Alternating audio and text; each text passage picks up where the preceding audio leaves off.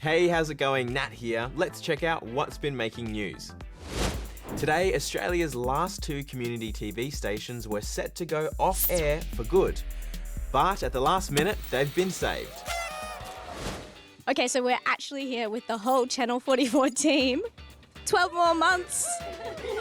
How does it feel? It feels amazing. We're so excited. It's an amazing day for our volunteers, for our staff, for our program makers. But for a long time, there hasn't been a lot of good news for community TV. There used to be stations right around the country, providing free and local content. And that's where a lot of big names like Hamish and Andy got their start. But today, only Channel 31 in Melbourne and Channel 44 here in Adelaide survive. They were originally meant to go off air at midnight tonight, but then this happened. I can announce tonight that we will be extending Channel 31 and Channel 44 for another 12 months. The government's now decided to extend their broadcasting licences, so they'll get to stay on the airwaves a bit longer. That's welcome news for many, including Ethan, who has his own show called Off the Couch with Ethan. He says he couldn't have done it without Channel 44. I always say that Channel 44 is a bit like the learner's plates of TV, and a lot of people, myself included, start off at community TV before they go into, more commercial stations. What does this mean for you next? So we'll spend the next 12 months building our national online platform with C31 Melbourne and also educating our viewers as to how to find us online. Today, though, a little bit of celebrations. Party time. India's government has banned TikTok.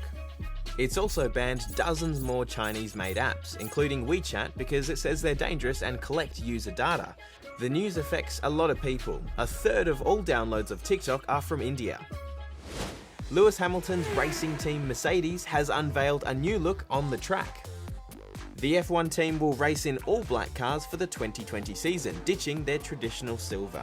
Mercedes says it's a message against racism, and it's committed to improving diversity in the team and in the sport.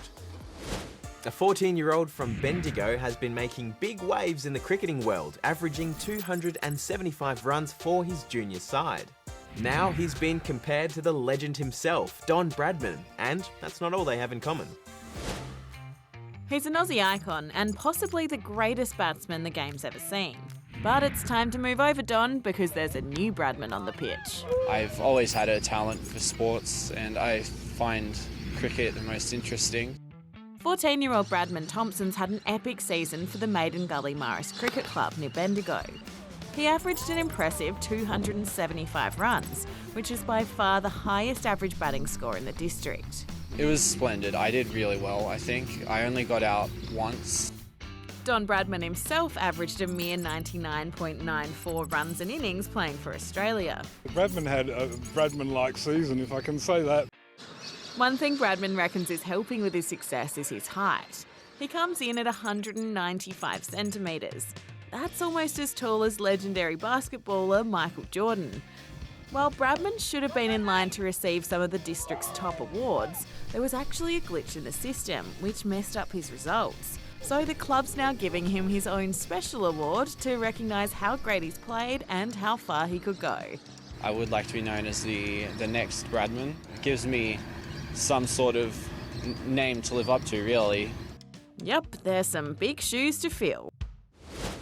It's the part of the show we like to devote entirely to animals of the four-legged barking variety. It's dog time. Dog time. Meet Redhead, Russia's only Welsh Corgi police sniffing dog. He's finally retiring after 9 years of long hard work, sniffing things and catching bad guys. Now retirement awaits, where he'll get to do stuff like play sport and brush up on his dancing. What a resume. For 364 days of the year, dogs aren't allowed in Tivoli Park in Denmark, but for one day a year, on Annual Dog Day, they are. I think it's great. It also gives other people the opportunity to meet different dogs. YouTuber Lou from Unbox Therapy decided there'd be no better place to test out his brand new robot dog Spot than the great outdoors. Something his real-life actual dogs didn't seem to be fans of. They went to the park, through the weeds, and in a playground. Just typical dog stuff, you know? This is so cool! That's all the news for today. We'll be back again tomorrow. See you then.